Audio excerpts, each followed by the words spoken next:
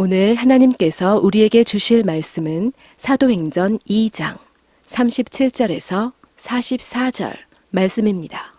사도행전 2장 37절에서 44절 말씀입니다. 그들이 이 말을 듣고 마음에 찔려 베드로와 다른 사도들에게 물어 이르되 형제들아 우리가 어찌할꼬 하거늘 베드로가 이르되 너희가 회개하여 각각 예수 그리스도의 이름으로 세례를 받고 죄 사함을 받으라. 그리하면 성령의 선물을 받으리니 이 약속은 너희와 너희 자녀와 모든 먼데 사람 곧 주 우리 하나님이 얼마든지 부르시는 자들에게 하신 것이라 하고 또 여러 말로 확증하며 권하여 이르되 너희가 이 패역한 세대에서 구원을 받으라 하니 그 말을 받은 사람들은 세례를 받음에 이날의 신도의 수가 3,000이나 더하더라. 그들이 사도의 가르침을 받아 서로 교제하고 떡을 떼며 오로지 기도하기를 힘쓰니라.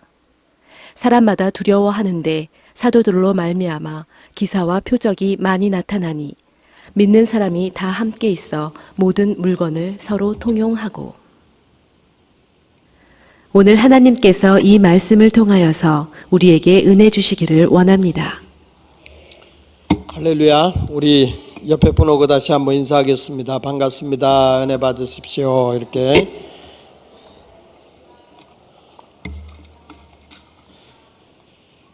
하나님의 은혜가 여러분들에게 함께 하시기를 축복합니다. 오늘 저는 여러분들과 함께 은혜 받으려고 하는 말씀의 제목은 한번 따라 볼까요? 이 교회를 보라. 이 교회, 초대교회에 일어났던 정말 살아계신 하나님의 능력이 나타나는 교회, 그 교회를 바라보라 라고 하는 말씀의 제목을 가지고 함께 은혜를 받도록 하겠습니다. 미국에서 자유를 위해 크게 기여하신 분이 있는데 그분이 바로 패트릭 헨리라고 하는 분입니다. 이분은 버지니아주 초대 주지사이고 영국 정부가 미국을 통제하고 억압을 하려고 할 때 그는 민병대를 창설해서 리치몬드 세인트 존 교회에서 열린 이 버지니아 협의회 때 그가 유명한 말을 남긴 것이 있습니다. 그 말 가운데 그는 이 영국 사회가, 영국이란 나라가 미국에 있는 사람들을 억압하고 통제하려고 할 때 그는 이런 고백을 했습니다. 죽음보다 쇠사슬에 매어 사는 것을 택할 정도로 당신의 생명이 소중한가? 노예로 편히 사는 것이 자유인으로 힘들게 사는 것보다 더 좋은 것인가? 나는 결코 그렇게 생각하지 않는다. 다른 사람들이 어떤 선택을 할지 나는 모르겠다. 하지만 나는 분명히 외친다. 자유가 아니면 죽음을 달라. 여러분, 유명한 말, 그저 많이 들었던 이야기일 것입니다. 죽음이 아니면 자유를 달라. 그는 미국의 자유를 위해서 투쟁한 건국의 아버지라고 불려지는 사람이 패트릭, 바로 이 헨리라고 하는 사람입니다. 제가 왜 이 말씀을 여러분에게 증거하냐면 죽음이 아니면 자유를 달라라고 하는 이 의미 있는 이 말을 우리가 생각해 보면서 진정한 그리스도인이라고 한다면 초대교회와 같이 우리에게 가장 소중한 것이 뭐냐? 교회 얼마나 많이 모이느냐, 얼마나 열심히 있느냐가 중요한 것이 아니라 예수님께서 제자들에게 성령을 받기까지 예루살렘을 떠나지 말라고 간청했던 것처럼 이제 우리 교회가 갈망하고 요구해야 되는 것은 성령의 충만함입니다. 성령 충만함이 아니면 교회는 존재할 가치가 없습니다. 건물 그리고 사람이 모이는 집회에 불과할 뿐이지 하나님의 역사와 능력이 나타나지 않기 때문입니다. 그러므로 참된 그리스도인들에게는 성령에 의한 부흥이 아니면 차라리 죽음이 더 필요하다라고 할 정도로 상당히 우리에게 소중하게 생각하는 것이 바로 성령 충만함이라고 하는 것입니다. 스위스의 종교 개혁자로 알려지는 존 웨컬람 파디우스라고 하는 사람도 그는 이렇게 얘기를 합니다. 수만 명의 미지근한 신자들보다는 소수의 뜨거운 신자들이 영적으로 더 큰 영향을 끼친다라고 말했습니다. 수만 명의 미지근한 신자들이 모여서 그냥 관람하듯이 예배드리고 가는 사람들보다는 작은 숫자지만 뜨거운 성도들, 열정 있는 성도들을 통해서 하나님은 큰 영향력을 행사하게 하신다는 것입니다. 우리 예수마을교회가 하나님이 기뻐하시고 하나님이 원하는 그런 아름다운 교회가 되려고 하면 뜨거운 성령의 역사가 우리의 삶 속에 나타나야 된다고 하는 것입니다. 여러분, 영적 대각성에 큰 의미를 부여했던 찰스 핀이라고 하는 목사님이 계십니다. 미국의 한처 영적 대각성을 일으켰던 분인데 그분은 이런 얘기였습니다. 하나님은 우리가 원하는 것보다 부흥을 더 원하신다. 우리가 생각하고 우리가 요구하는 그것보다도 하나님은 더 부흥을 원하신다는 것이죠. 이제 우리 예수마을교회가 마지막 시대에 성령의 울부짖는 소리를 들어가면서 성령의 큰 역사를 우리가 기대해야 할 줄로 믿습니다. 바로 이 교회, 성령님이 역사하는 이 교회는 사람들의 손에 의해서 일어난 것이 아니라 하나님의 큰 능력에 의해서 사도들의 손을 붙잡고 수많은 표적과 기사들이 나타났습니다. 초대교회는 결코 말만 무성한 교회가 아니었습니다. 말씀과 함께 능력이 나타났습니다. 말씀과 함께 수많은 기적이 나타났습니다. 우리가 사모하고 구하면 하나님의 말씀과 함께 성령의 능력으로 기적과 표적이 나타나게 되어 있습니다. 우리가 간구하고 기도할 때 회개 역사가 일어나고 성령의 기름 부음이 일어나게 되면 사람들의 변화가 일어난 간증들이 여기저기서 나타나게 됩니다. 요즘에 성도님들의 얘기를 들어보면 기도하면서 예배에 참여하면서 가슴이 뜨거움을 느끼며 왠지 모르게 앉아서 눈물이 쏟아지며 하나님의 그 놀라운 역사를 경험한다는 얘기를 합니다. 그렇습니다. 성령이 역사하는 곳에는 교회도 가정도 개인도 변화가 일어나게 되어 있습니다. 그것은 영적인 것만이 아닙니다. 경제적인 것도 마찬가지입니다. 육신적인 것도 마찬가지입니다. 우리 가정의 어둠의 영이 거쳐버리기 때문에 가정에 기쁨이 옵니다. 가정의 평강이 넘쳐나기 시작을 합니다. 초대교회가 어두움이 사로잡으려고 할 때 성령은 어두움을 물리쳐버립니다. 거기에 아나니와 삽비라고 하는 자가 하나님의 물질을 자기가 하나님께 전 재산을 드리겠다고 했다가 욕심이 생겨서 절반을 감추잖아요. 많이 드리고 안 드리고가 문제가 아니라 성령을 속였다고 하는 것입니다. 내가 가지고 있을 때는 내 것이 아니더냐. 그러나 내가 성별했을 때는 하나님의 것이라는 것입니다. 그런데 내가 성령을 속이고 하나님의 거룩성을 소멸해버렸다. 그래서 결국에는 아나니아 삽비라 두 부부가 그 자리에서 죽는 비극이 오게 됩니다. 이것은 뭘 의미하는 거냐면 교회의 거룩성을 하나님이 지켜준다는 것입니다. 우리들에게 하나님의 두려움을 보여준다는 것입니다. 사도행전 5장 12절에 사도들의 손을 통하여 민간에게 표적과 기사가 많이 일어나며 믿는 사람이 다 마음을 같이하여 솔로몬 행각에 모였다라고 말하고 있습니다. 여러분, 우리는 교회가 거룩함을 잃어버리면 하나님은 오래 남겨두지를 않습니다. 매우 두렵고 떨리는 것이 하나님의 교회의 부패와 타락입니다. 내가 정죄하기 전에, 내가 손가락질하기 전에 하나님의 교회는 교회다워야 되고 하나님의 거룩함을 나타내는 것이 교회가 되어야 합니다. 그래서 우리가 하나님 앞에 작은 물질이라도 성별해서 드린 것은 헌금입니다. 하나님께 드려진 성물입니다. 거룩한 물질은 함부로 사람이 다룰 수가 없습니다. 그래서 그것을 나의 사적으로나 개인적으로 쓰게 되면 하나님은 용납하지 않습니다. 저희 교회도 지금까지 역사적으로 오면서 하나님의 물질을 헛되게 또는 거룩함을 모욕하고 그것에 대해서 잘못 사용한 사람들을 하나님은 용서해 준 적이 없습니다. 무서울 정도로 하나님은 눈에 보이게 역사하셨습니다. 우리가 뭐라고 하기 전에 하나님의 거룩함은 반드시 주님께서 직접 행하신다고 하는 것입니다. 그래서 초대교회가 이렇게 아나니아 삽비라가 죽은 사건이 일어나고 난 뒤에 사람이 두려워서 교회를 떠나간 것이 아니라 하나님의 그 놀라운 능력 앞에 두렵고 떨림으로 더 많은 사람들이 교회로 몰려드는 것입니다. 교회가 교회다워져야 합니다. 교회가 거룩성을 상실해버리면 그것은 절대 하나님이 함께하지 않는다는 것입니다.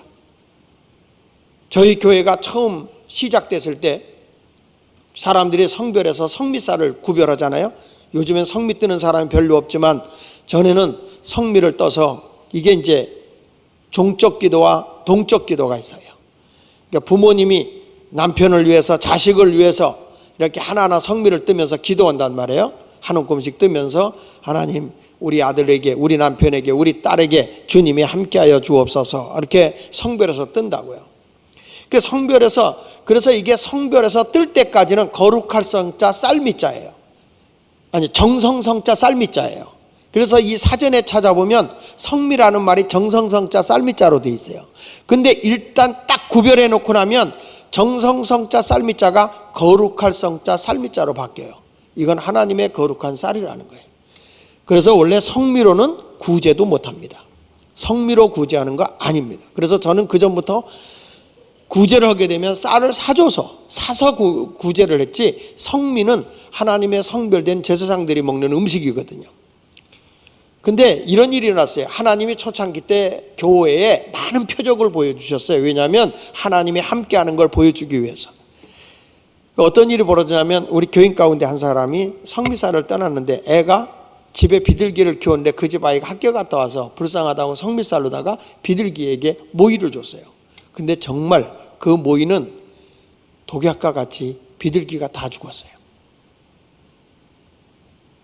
무엇을 그때 보여줬냐면 초창기 우리 교회를 개척할 당시에 하나님의 거룩성을 하나님이 나타내기 시작했어요. 교회에 어려움을 주고 교회의 힘을 괴롭게 했던 사람들이 한 사람은 길을 가다가 피를 토하고 죽는 사건이 일어났어요. 교회를 어지럽히고 교회에 막 혼란을 야기했던 사람은 안타깝게도 처음에 교회의 개척의 멤버였고 참 교회에 이바지했던 사람이에요. 그런데 혼미의 영에 빠져서 잘못된 길로 걸어갔을 때 그는 정신 이상이 돼서 세상을 뜨고 말았어요.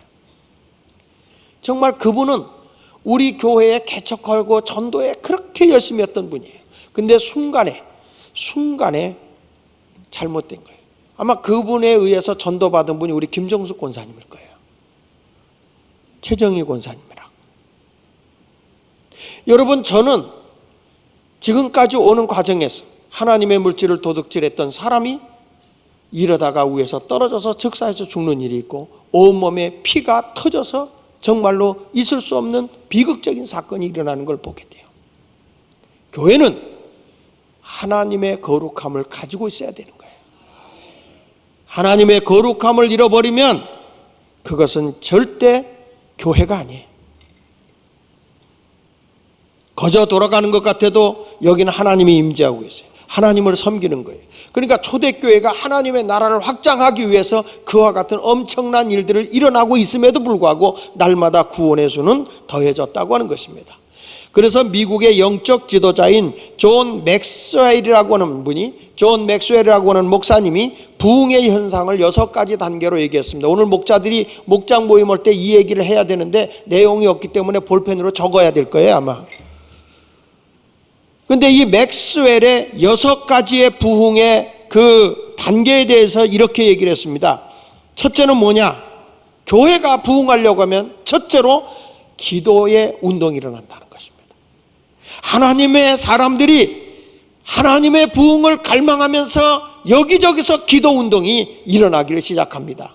자기가 기도하려고 해서 기도하는 게 아니라 성령의 바람이 불면서 우리 이래서는 안 되겠다, 기도해야 되겠다, 기도를 시작하기 한다는 거죠.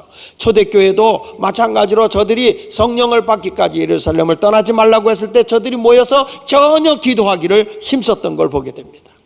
부흥이 일어나려고 하면 교회가 기도운동이 일어납니다. 마을도 목장도 이래서는 안 된다, 기도해야 된다, 교육자들도 기도해야 된다, 기도운동이 일어나는 거예요. 장로님들도 권사님들도 집사님들도 우리는 기도해야 된다. 내 집은 만민이 기도하는 집이다.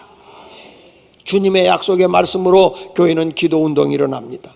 두 번째로는 여기저기서 하나님의 임재를 경험했다는 간증이 나옵니다. 다시 말하면 하나님의 임재를 체험하게 됩니다. 부흥을 사모하는 교회들 가보면 하나님을 만났습니다, 이런 영적인 간증이 있어요. 내 병이 낫습니다, 나는 이런 환상을 봤습니다, 나는 이러한 놀라운 영적인 경험을 해서 천국을 보았습니다, 이런 간증들이 막 나오기를 시작해요. 다시 말하면 성령에 의해서 개별적으로 개인적으로 일일이 하나님이 찾아가서 체험을 하게 되어 있는 거예요. 여러분도 그런 간증이 나타나기를 예수 이름으로 축원합니다. 그 다음에 세 번째로 무슨 운동이냐면 회개 역사가 일어나요. 첫째는 기도 운동이 일어나고, 두 번째는 하나님을 체험하게 되고 하나님을 경험하게 되고, 세 번째 가서는 막 회개하게 됩니다. 막 눈물을 흘리면서 회개하게 돼요. 자기 입으로 불평하고 원망했던 것들도 다 죄라는 걸 알게 돼요. 겉으로는 아닌 척하고 미소 띄고 아주 하는 것 같지만 중심이 그렇지 않은 거 하나님은 다 알게 돼요. 빛이 오게 되면 어둠이 다 드러나는 거예요. 여러분, 가라앉았던 뜸을 통해 지저분한 것들이 휘저놓으면 다 더러운 것들이 드러나듯이 하나님의 강력한 거룩함이 내 속에 나타나면요, 내 속에 있는 것들이 다 드러나고 회개가 막 터져나오는 거예요. 내가 깨끗하게 사는 줄 알았더니, 거룩하게 사는 줄 알았더니 얼마나 내가 추잡하고 더러운 인간이었는지 그런 것들이 다 일어나게 되는 거예요. 우리나라 1907년 1월 6일부터 열렸던 평양 장대현 교회에 부흥회가 열렸어요. 그때 14일 저녁에 말씀을 선포하는 길선주 목사님, 그분이 막 설교를 하다가 갑자기 그가 눈물을 흘리면서 죄를 공개하기 시작합니다. 그가 이렇게 고백합니다. 나는 아간 같은 존재입니다. 나 때문에 하나님의 축복을 주실 수가 없습니다. 1년 전에 내 친구 중 한 사람이 임종시에 나를 자기 집으로 불러서, 길장로, 나는 이제 세상을 떠날 것 같으니 내 자산을 잘 정리해서 내 아내를 좀 지켜주게. 내 아내는 세움을 잘 하지 못하네. 그래서 그는 내게 부탁하는 그 친구의 말을 듣고, 걱정하지 말게, 염려하지 말게, 내가 자네의 아내의 재산을 잘 관리해 주겠네. 그러나 이 길선주 목사님은 그때 장로로 있을 때에 미망인의 재산을 관리하다가 그 집에서 미화 100불이 나오는 것을 보고 자기도 모르게 100불을 주머니에 넣은 적이 있었다는 것입니다. 그 많은 사람들이 모이는 자리에서 눈물 흘리면서 나는 아간 같은 사람입니다. 미망인의 재산을 관리하다 난 미화 100달러 상당의 금액을 사치한 도둑놈입니다. 내가 하나님의 일을 방해온 것입니다. 여러분, 우리 교회에 나로 인해서 이러한 불행한 하나님의 은혜가 오지 못했습니다. 그렇게 울부짖으며 얘기합니다. 그랬더니요, 이쪽 저쪽에서 나도 도둑놈입니다, 나도 도둑놈이다 하면서 막 회개가 터져나가기 시작하더라는 거예요. 교회가 답답하고 뭔가 껴있던 것 같던 교회가 갑자기 밝아지듯이 환히 앞길이 열려지더라는 것이죠.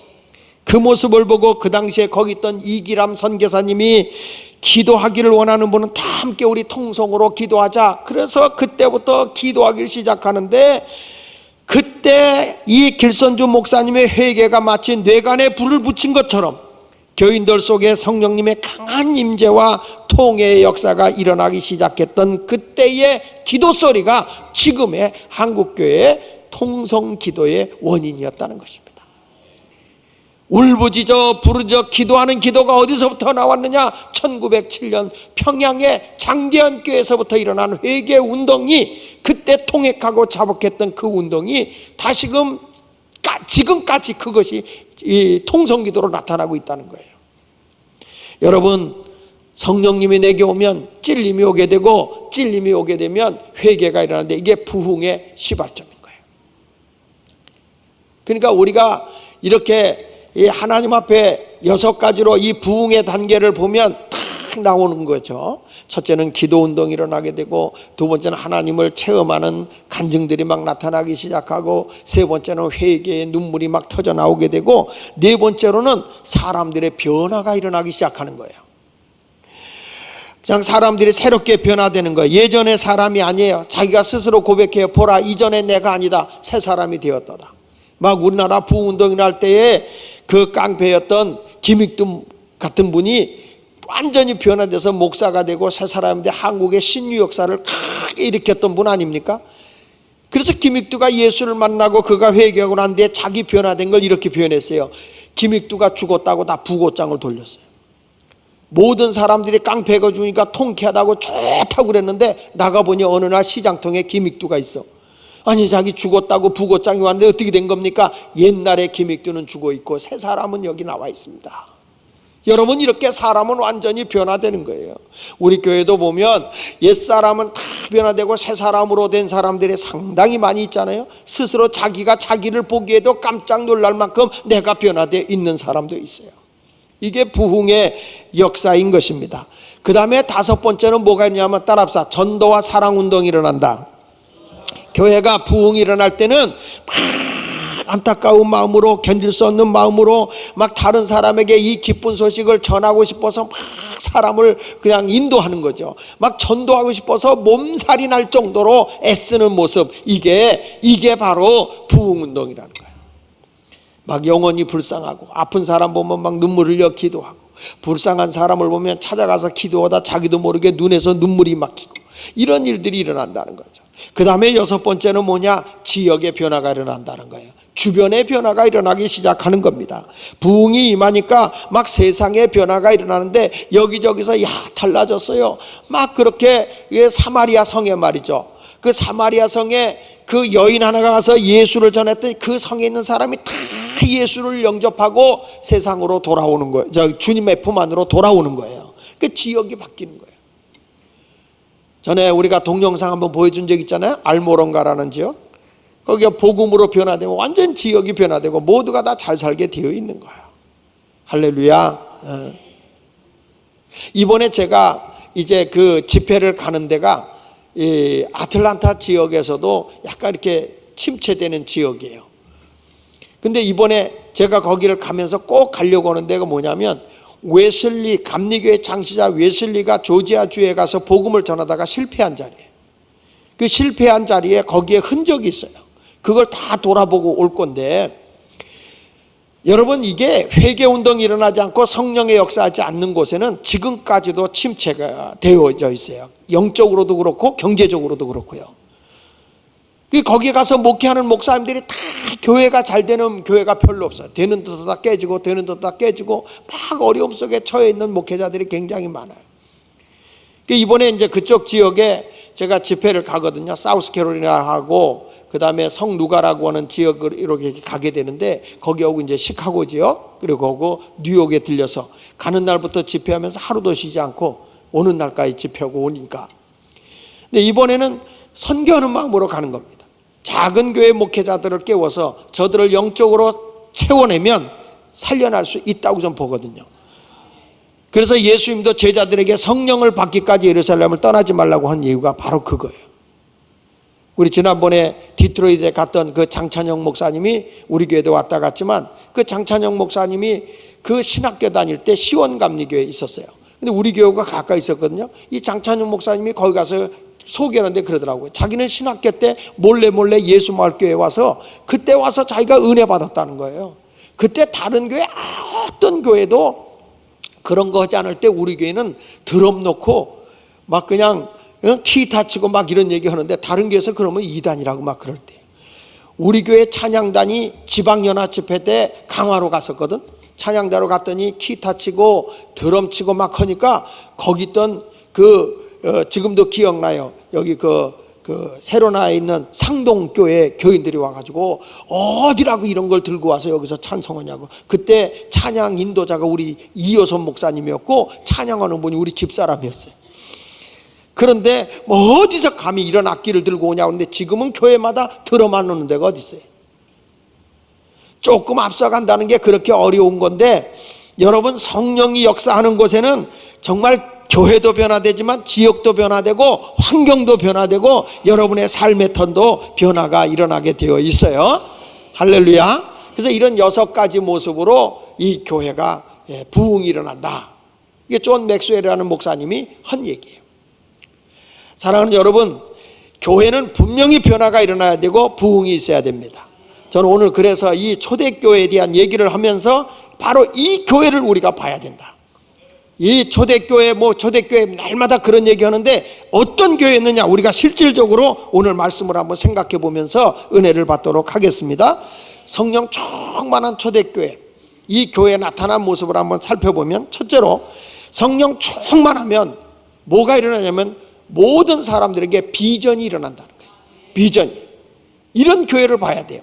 자, 여기 성경 사도행전 2장 17절에 보면 하나님이 말씀하시기를 말세 내가 내 영을 모든 육체에게 부어주리니 너희 자녀들은 예언할 것이요. 이게 예언이라는 건 뭐냐면 여기서 너희 자녀들은 예언할 것이요 라는 말은 하나님의 말씀에 붙잡혀 산다는 거예요. 하나님의 말씀대로 살겠다고 하는 자기들의 스스로를 결단한다는 거예요. 그래서 저들은 하나님의 말씀에 잡혀 살게 되고 너희 젊은이들은 환상을 보고, 여기서 젊은이들은 비전을 얘기하는 거예요. 젊은이들은 비전을, 나는 하나님의 말씀에 따라 이런 사람이 되어보겠다, 이렇게 살아보겠다는 비전을 가져요. 너희 늙은이들은 꿈을 꾸리라. 여기서 꿈이라는 건 뭐를 의미하냐면 천국의 소망을 갖는다는 거예요. 나이가 들수록 천국을 그리워한다는 거예요. 아니 정말 전에요, 제가 벌써 부흥에 30여 년 전에 다닐 때만 되면 할머니들은 다 앉아서 늘 천국을 갈망했어요. 천국을 갈망하고 막 찬송을 불러도 천국에 대한 찬송가를 부르면 그렇게 행복했는데, 요즘에는 천국 노래 부르면 일찍 죽으라는 건가? 그래가지고 눈이 그냥 독사 눈으로 바뀌어버려. 이게 왜 그럴까? 이게 성령이 충만하면요, 그냥 아이들도 말씀을 가까이 하고 말씀 배우려고 하고 말씀 들을 때 좋아하고 막 이런 일이 일어나고, 뿐만 아니라 막 젊은이들이 하나님을 향한 비전이 생겨요. 성경에 보면 하나님은 다 저들에게 비전을 주더라고요. 자 보세요, 하나님께서 딱 말씀을 접하고 나니까 예수님이 베드로를 딱 부르더니 내가 너를 사람 낚는 어부 되게 할게, 비전을 탁 주는 거예요. 아니 고기 잡는 어부에게 사람 낚는 어부 되게 해주겠다? 아니 바울이라는 사람은 예수님을 딱 만나고 나니까 내가 너는 이방인을 위한 택한 나의 그릇이다? 하나님이 그들에게 분명한 비전을 주는 거예요. 근데 여러분 놀라운 거는 내가 하나님에 의해서 비전을 갖잖아요. 비전을 가지면 내가 노력해서 이루어지는 게 아니라 그 비전을 향해서 하나님이 다 이루세요. 때를 따라서 어려움을 오기도 하지만 그걸 통해서 사람도 만나게 하시고 길도 열어주시고 하나님이 하나하나 이루어 나가세요. 다윗이라는 사람을 어려서 성령을 주고 그가 이스라엘의 왕이라는 하나님의 비전을 줘요. 어렸을 때 사무엘 선지자를 통해서 기름 부음을 주잖아요. 그때 사무엘상 16장 13절에 보면 어렸을 때라고요, 기름불을 그에게 부었을 때 성령이 충만함이 그에게 임했다는 거예요. 그러면서 그에게 비전을 탁 던져주는데 너는 이스라엘의 왕이다. 바로 왕이 된 게 아닙니다. 바로 왕이 된 게 아니에요. 근데 그 뒤부터 하나님께서 이 다윗이라는 사람을 계속 이끌고 나가는데 사울왕이 죽이려고도 하지만 또 골리앗이라는 장군을 만나서 싸워 이기게도 하시고 점점 다윗의 이름을 점점 키워나가요. 사람들의 입에서 뭐라고 하면 사울이 죽인 자는 천천히지만 다윗이 죽인 자는 만만이다 그러면서 다윗을 점점 키워서 결과적으로는 이스라엘의 왕이 되게 하는데, 그것을 누구도 인정을 하냐면 사울왕의 맏아들 요나단도 인정하게 만들어요. 여러분 성령에 의해서 꿈이 이루어진 건 내가 안 하려고 해도 안 갈 수 없게 하나님이 이끌어 나가는 거예요. 이게 하나님의 역사라는 거예요. 그래서 우리가 성령을 충만하게 받잖아요. 그러면 여러분들이 계획한 것이 아니라 하나님의 계획 속에서 놀라운 역사가 일어나기 시작하고 내 길을 열어주는 거예요. 그러니까 교회는 성령이 충만해야 되는 거예요. 저도 신학교 가게 된 것 중에 하나가 중학교 1학년 2학기 때 강다리 목사님 부흥하는 데 가서 은혜 받은 거예요. 성령을 충만하게 받았는데 그때 하나님이 물론 어렸을 때부터 목사 되겠다 이런 생각은 하고 있지만 강렬하게 비전을 준 거는 그때 강다리 목사의 부흥회 때 은혜를 받고 나도 저런 부흥 강사 돼봤으면 좋겠다, 나도 저런 부흥 강사가 돼봤으면 좋겠다 라는 비전을 하나님이 주더라고요. 그러더니 그것을 내가 하는 것이 아니라 성령님이 이루시더라고요. 여러분 우리가 성령 충만해 보십시오. 여러분들에게 하나님이 꿈을 주는 거예요. 새로운 미래를 갖게 해 주시는 것입니다. 베드로가 성령 충만하고 난 뒤에 주님이 뭐라고 해서 내가 너를 사람 낚는 어부가 되게 하겠다고 했는데 베드로의 설교 한마디에 한 번에 3,000명이 걸려들어. 성경 볼까요? 사도행전 2장 41절에 자 시작. 그 말을 받은 사람들은 세례를 받음에 이날에 신도의 수가 얼마나 더하더라? 3천이나 더하더라. 이렇게 말하잖아요. 사람을 그리스도 안으로 이렇게 구원해내는 거예요. 사람 낚는 어부, 영혼을 구원해내는, 영혼을 생명의 자리로 인도해내는 베드로. 여러분, 베드로가 이렇게 영향력을 행사할 수 있는 사람 아니잖아요. 그런데 하나님이 성령으로 그에게 비전을 줬어요. 예수 그리스도가 그 비전을 주고 성령 충만함을 받으니까 그걸 이루어 나가게 성령께서 역사하는 거예요. 여러분, 3천만이 아니에요. 무리가 몰려들었어요. 사도행전 5장 14절에 한번 읽어보십시다. 시작. 믿고 주께로 나오는 자가 더 많으니 남녀의 큰 무리더라. 할렐루야. 막 무리들이 맺혀져 나오는 거예요. 여러분 보십시오. 하나님이 역사하니까 사람 낚는 어부가 되게 하니까 표적과 증거가 막 나타나는데 얼마나 큰 역사가 나타나는지, 그냥 성령에 의해서 죽을 자들이 막 살아나니까 사람들이 이 놀라운 복음을 전하고 싶어서 막 사람들을 끌고 오는 거예요. 하나님의 성령이 역사하잖아. 그러면 성도들에게 불타는 열정이 있어요. 막 그런 사모함이 있어요. 그래가지고 야, 너 병도 거기 가면 나을 수 있어, 나을 수 있어. 그래서 사람들을 끌고 오는데 너무 사람이 많아서 사도들 앞에 끌고 갈 수가 없어요. 그러니까 어떠냐면 베드로가 지나갈 때 길거리에 그림자만 덮여도 병이 날 걸 믿고요, 전부 다 환자들을 길거리에다 갖다 몰아다 놓는 거예요. 베드로가 거기 지나갈 때 그림자만 비치게 들어. 여러분, 이게 뭔지 아세요? 사모함이에요. 제가 집회를 해보지만, 똑같은 집회를 하지만 막 사모하고 하나님 앞에 갈망하면요, 역사가 일어나요. 아니, 왜 딴 데서는 표적과 증거가 나타나는데 우리 교회에서는 안 나타날까? 예수님도 고향에서는 표적을 안 행했어요. 왜? 사모함이 없으니까. 근데 여기 보십시오. 사도행전 5장 15절로 16절에 보면, 자 시작. 심지어 병든 사람을 메고 거리에 나가 침대와 요 위에 누이고 베드로가 지날 때에 혹 그의 그림자라도 누구에게 덮일까 바라고 예루살렘 부근에 수많은 사람들도 모여 병든 사람과 더러운 귀신에게 괴로움을 받는 사람을 데리고 와서 다 나음을 얻으니라. 여러분, 부흥이 일어나니까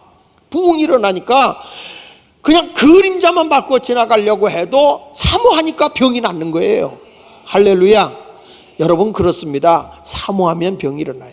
제가 지지난주에 그 인천 사랑박교회 가서 얘기했었잖아요. 그 사모님의 간증한 얘기가 잠깐 나와 있으니까, 여러분, 그분의 사모함이 있으니까 암으로 완전 죽기 말년이 돼 있는 사람이 치유받고요, 하나님의 은혜를 경험한 거예요. 그 간증을 한 거예요.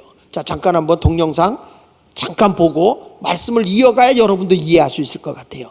제가 이번 부흥에는 왠지 제 병이 치료될 것 같다라는 이제 그런 예감이 제가 있었는데, 올 때 이제 차 세우기가 너무 힘들어가지고, 이제 택시를 타고, 이제 차를 가져오지 않고 이제 온전히 예배를 드리려고 그런 준비를 하고 왔는데, 목사님하고 같이 가기 위해서 이제 기다리는데, 그날 강사 목사님께서 같이 차를 타고 가는 길에 목사님께서 내일 이제 영안이 열리는 그런 체험을 하셔야 됩니다. 사모님 준비하십시오. 그런 말씀을 하시는 거예요, 저한테. 그래서 아멘 하고 이제 밤새 고민을 했어요. 어떡하지?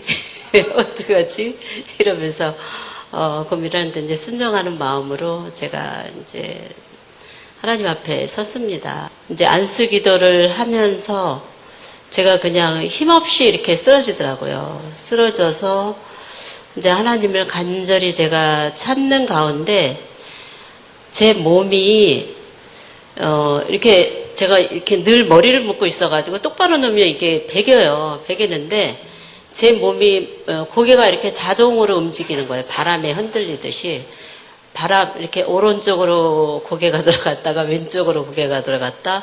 근데 이렇게 똑바로 이렇게 누웠는데 오른쪽으로 이렇게 하늘이 열리면서 저한테 이렇게 강선이 비치는 거예요. 강선이 비치면서 하나님의 음성이 들리기 시작을 하는데, 제가 사회복지 29년을 하면서 굉장히 많은 애통함과 제 내면에 있는 많은 직원들 앞에서 저는 미소를 지으면서 살아야 되는 그런 사명 아닌, 목사님이 가진 사명 아닌 제가 그 사명을 감당하면서 제 내면 속에는 굉장히 많은 슬픔들이 있었거든요. 있었고 또 많은 어려움들도 있었고, 이제 제가 2번의 암을 겪었어요. 그리고 제가 정말 이 자리에 설 수 있다는 거, 지금 이렇게 여러분 앞에서 말씀을 한다는 그 자체도 기적이거든요. 제가 작년 12월 23일 날 24일이면 그 아기 예수 탄생하는 그런 잔치를 하기 위해서 준비 중인 그 전날에 저는 사형 선고를 받았습니다. 지금 우리나라에서 최고라고 일컫는 삼성 서울병원과 연세대 병원, 세브란스 병원에서 정말 내노라 하는 전국에 1, 2위 하는 그 의사 선생님들한테 가망이, 그러니까 약이 없대요. 치료약이. 제 늑막에는 이미 암세포가 고춧가루 뿌리듯이 쫙 뿌려져 있는 상황이라 한 달을 살 수 있을지 아니면 보름을 살 수 있을지 그걸 알 수 없다는 선고를 받았어요. 받았고 약이 없다는, 세상에 약이 없고 항암제도 듣지 않았기 때문에 제가 항암을 8번을 하고도 치료가 되지 않아서 이제 그 전이가 됐다는 그런 말씀을 듣는 가운데 제가 지금 10개월째 지금 살고 있어요. 그래서 지금 현재 살아있는 것만 해도 기적인데, 하나님께서 저한테 음성을 들려주시는데, 정말 제가 29년 동안 정말 힘들었던 거, 저의 이 밑에서 끌어올라오는 그런 애절한 목소리로 저한테 사랑하는 내 딸아, 다 나았다, 이런 말씀을 하시는 거예요. 근데 그 얘기를 한 번도 아니고 정말 제가 통곡하고 이런 그 어려운 그런 것들을 하나님께서 대신, 저 대신 그러한 음성으로 저한테 한 30분 정도를 들려주신 것 같아요. 30분 정도를 같은 말을 계속, 사랑하는 내 딸아, 다 나았다.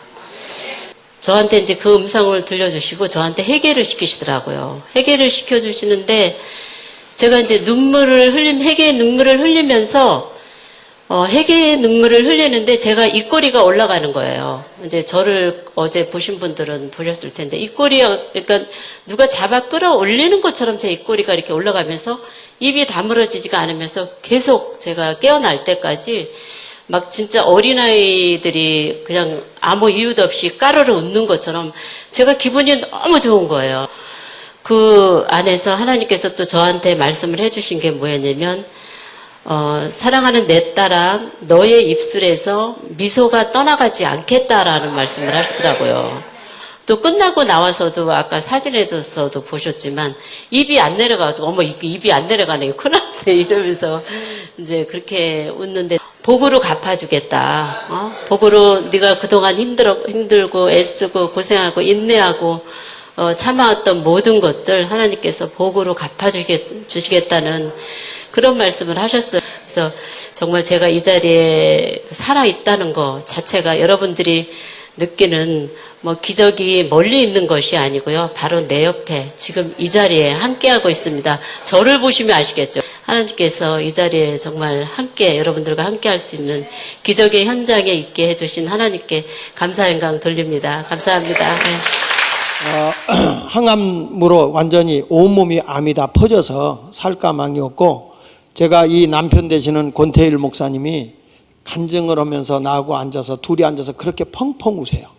1년 동안을 병상에서 누워서 내가 이 사모님을 뒷바라지 하면서 병원에서도 살까망이 없다, 이제는 준비하라 하는 그런 상황이었고, 이제 오늘일까 내일까 근근히 하루하루를 이렇게 지나가면서 1년 동안을 병상에서 자기가 바닥에서 누워서 지금까지 지내왔다. 근데 이번 집회에 제 아내가 그 사진을 보면 그 입신에 딱 깨어났는데요, 얼굴에 광채가 나고 웃음이 그냥 여기 이마귀로 이렇게 올라간 그런 게 있어요. 근데 정말로 하나님은 과거의 하나님이 아니에요. 사모하면, 이 사모님이 딱 이번 집회는 하나님이 분명히 내게 역사할 것 같다는 소망을 줬다고 그러잖아요. 비전을 줬다는 거예요. 그런데 제가 차를 타고 같이 가는데 이상하게 제 마음도 하나님이 움직이는 거예요. 그러면서 그 사모에게 뭐라는 거예요? 사모님, 내일 밤은 입신하고 천국을 경험하고 하나님을 만나십시오. 저는 그냥 한 것 같은데 성령님이 시킨 거예요.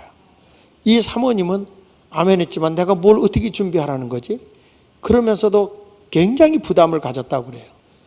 그 다음날 저녁 집회 끝나고 기도를 할 때 하나님의 놀라운 역사는 나타났던 거예요. 여러분, 저는 수많은 기적과 수많은 표적들을 집회하는 가운데서 봅니다. 부흥회를 하면서 사람들이 계속 오라고 하는 게 뭐 그냥 말만 하니까 오라고 하는 게 아니라 살아계신 하나님의 능력이 나타나기 때문에 그렇죠. 제가 있어서가 아니라 성령이 저의 입술을 통해서 역사하는 거거든요. 여러분들도 사모하고 구하면 초대교회에 일어났던 그 역사가 다시 한번 일어나게 될 것을 믿습니다. 여러분, 초대교회 이런 표적과 기사가 일어나지 않았습니까? 그냥 그림자만 지나가도 나을 거라는 사모함이 수많은 병든 자를 살려낸 거 아닙니까? 그렇다면 우리도 사모하고 간구하면 하나님의 역사와 능력이 나타날 걸 분명히 믿습니다.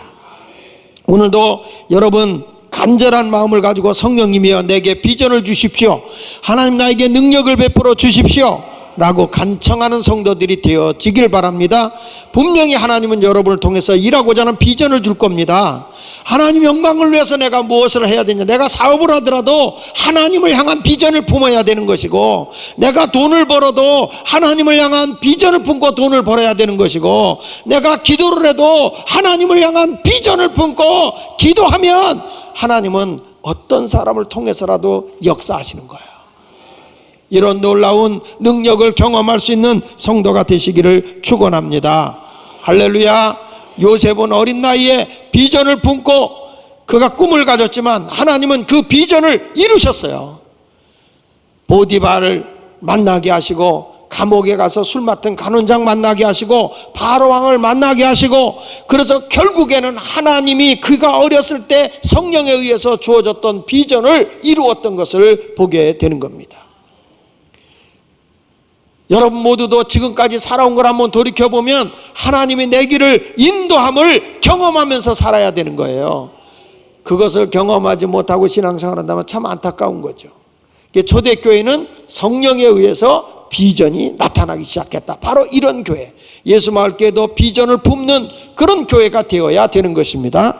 두 번째, 이 교회는 사도행전 2장 42절에 보니까 이런 말씀이 나와요. 사도들의 가르침 위에 성도들의 교제와 강력한 기도 운동이 일어난 교회였어요. 같이 읽어보겠습니다. 시작. 그들이 사도의 가르침을 받아 서로 교제하며 떡을 떼며 오로지 기도하기를 힘쓰니라. 여기 보면 이 교회는 사도의 가르침을 받은 교회예요. 교회가 질서 있게 움직이려고 하면 영적인 지도자의 가르침을 따라야 되는 거예요. 교회가 혼란한 교회의 특징, 사도의 가르침을 안 받아요. 담임 목사의 지시를 안 받아요. 자기들이 다 하려고 하는 것처럼 착각해요. 주변에서 들려오는 이야기에 다 휘둘려 버리고 말아요. 교회가 건강한 교회는 그 교회의 지도자, 사도의 가르침을 받고, 그 다음에 성도 간에 뜨거운 사랑의 교제가 이루어지고 서로 떡을 나누며 오로지 기도하기를 힘쓰는데, 우리 교회는 떡은 많은데, 모임을 하면 떡은 잘해 먹는데 기도가 살아나야 될 텐데, 기도가, 열정 있는 기도가 일어나지 않는다는 거죠. 떡만 먹고 가면 되겠습니까?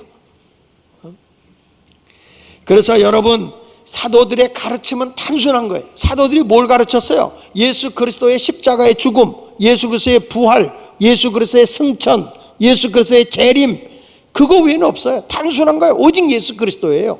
구원 얻을 만한 이름 다 천하 인간에 준 적 없다. 오직 예수 그리스도다. 예수 그리스도에 대한 얘기예요. 동정녀로 출생하고 본디오 빌라도에게 고난을 받고 우리의 죄와 허물을 담당하기 위해 십자가에 죽으셨고, 장사제 이제 사울 위에 부활하셨으며, 그분은 하늘에 승천하셨고 이 땅의 마지막 때 인류를 심판하기 위해서 재림의 주로 오실 거다. 오직 예수만 전해준 것뿐이에요.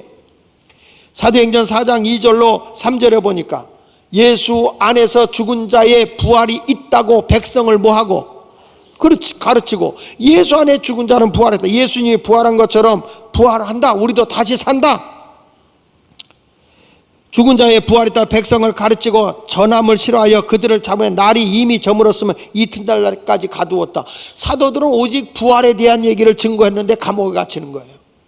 그뿐입니까? 사도행전 5장 42절에 보면 그들이 날마다 성전에 있든지 집에 있든지 예수는 그리스도라고, 이 그리스도라는 말은 구세주, 구원의 하나님이라는 거예요. 그리스도라고 가르치기와 전도하기를 그치지 아니했다. 예수 믿어야 구원받습니다. 예수 믿어야 우리가 구원받고 천국 갑니다. 그걸 가르치고 전하는 거예요. 전도하는 거예요.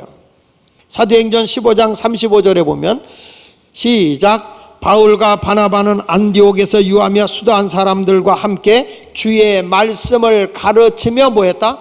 전파했다. 말씀을 가르치고 전한 거예요. 그러니까 이 초대교회는 사도의 가르침을 잘 받았다. 그 사도의 가르침은 세상적인 지식이 아니에요. 세상적인 철학이 아니고 오직 예수 그리스도 그분 하나만 전한 거예요. 왜냐? 사도행전 16장 31절에 천하인간의 구원 얻을 만한 이름을 다른 이에게 준 적이 없어요. 오직 예수 그리스도 그분만이 우리를 구원해 줄 수 있는 겁니다. 근데 이 초대교회는 그 가르침을 받고 예수 믿는 사람들이 서로 사랑하고 돌보고 교제하면서 막 기도하는 거예요. 기도하니까 하나님의 부흥이 나타나는데 표적과 기사가 막 나타나는데 사도행전 2장 43절 오늘 본문에 보니까 여기 뭐 사람마다 두려워하는데 거룩함이 나타나니까 두려운 거죠. 사도로 말미암아 기사와 표적이 많이 나타났다. 할렐루야.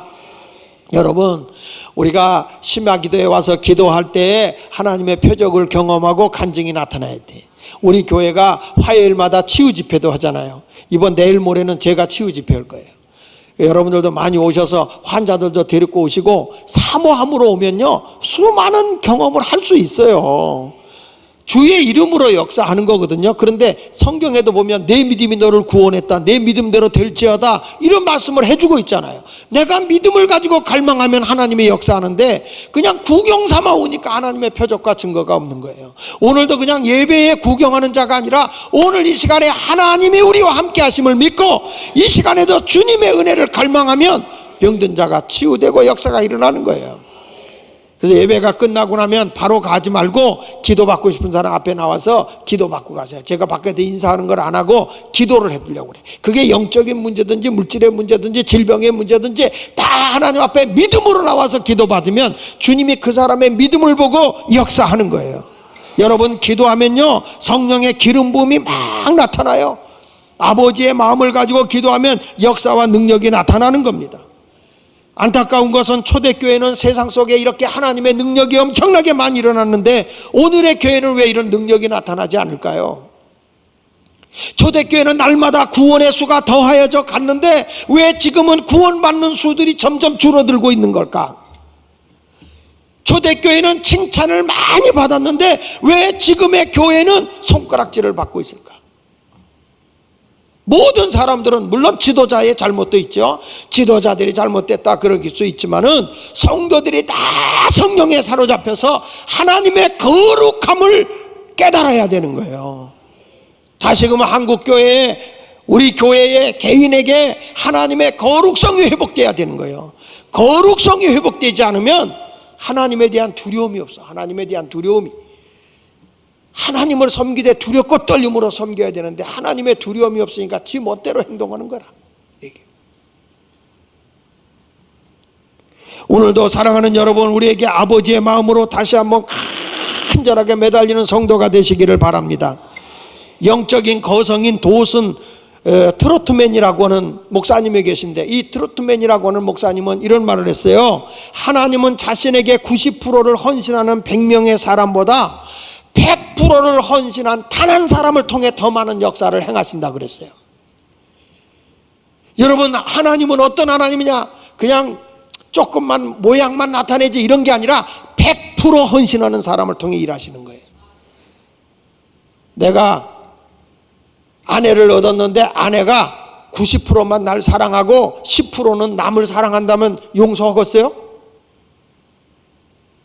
여러분, 남편이 90%는 날 사랑하고 10%는 옆에 있는 아줌마를 사랑한다면 용서하겠어요? 무슨 얘기냐? 90일은 나하고 살아주고 10일은 옆집 아줌마하고 살아주면 용납할 여인들이 있겠어요? 질문 같지 않으면 대답도 안 하는 거예요? 절대 용서 안 해요. 하나님을 사랑하는 것도 하나님도 100%예요. 100%. 내가 이 정도면 잘하겠지가 아니라 우리 하나님의 기준에 맞춰서 100% 주님을 사랑할 때 하나님의 역사와 능력이 나타나는 겁니다. 할렐루야. 요즘에 하나님의 큰 역사를 우리 교회에 하나님이 주기를 원하고 계세요. 하나님의 부흥이 일어나길 원하고 계세요. 하나님께서 우리 교회와 이 지역을 휘저어놓는 성령의 강력한 역사가 임하게 하고 계세요. 우리가 사모하고 매달리면 하나님의 놀라운 역사가 임하게 될 줄로 믿습니다. 바로 초대교회 이 교회를 보라 하시지, 현대 우리 예수마을교회를 보면서 야, 이 교회를 보자, 이 교회를 가보라. 건물이 아닌 거예요. 살아계신 하나님의 능력과 하나님의 살아계심의 표적이 나타나는 교회, 그런 교회가 예수마을교회, 그리고 예수마을교회 모든 성도들이 되시기를 예수 이름으로 축원을 드립니다. 오늘도 하나님은 여러분을 만져주길 원하고 계세요. 성령님이 여러분을 터치해 주길 원하고 계세요. 하나님이 나를 만져주면 병이 병이 아니며 가난이 가난이 아니며 빚이 빚이 아니에요. 하나님이 역사하시는 순간에 새로운 변화가 일어날 것을 확실히 믿습니다. 오늘도 살아계신 하나님을 갈망하는 여러분이 되시기를 축원합니다.